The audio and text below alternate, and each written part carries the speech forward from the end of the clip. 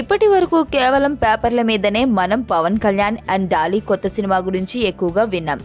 ఒక ప్రక్కన కాటమరాయుడు అంటూ అఫీషియల్ గా యాడ్ వచ్చినప్పటికీ ఇప్పటి వరకు షూటింగ్ విషయంలో ఏం జరుగుతుంది అని ఎవరికీ క్లారిటీయే లేదు. అయితే ఇప్పుడు మాత్రం ఒక కొత్త షెడ్యూల్ వినిపిస్తోంది.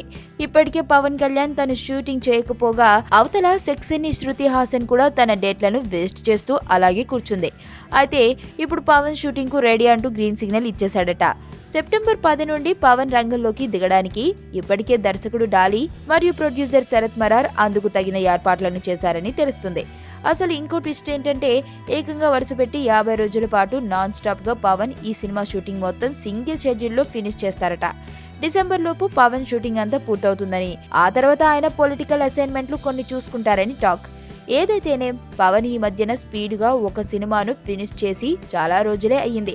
కాబట్టి మనోడు 50 రోజుల్లో షూటింగ్ పూర్తి చేస్తాడంటే అది గిన్నీసులకే గిన్నీస్ రికార్డ్ అనుకోవాలి. లైఫ్ లో చాలా మందిని కలుస్తుంటాం. ఎప్పుడో ఎక్కడో ఎవరో ఒకరు కనెక్ట్ అవుతారు. కానీ నా దరిద్రానికి ఇద్దరు కనెక్ట్ అయ్యారు.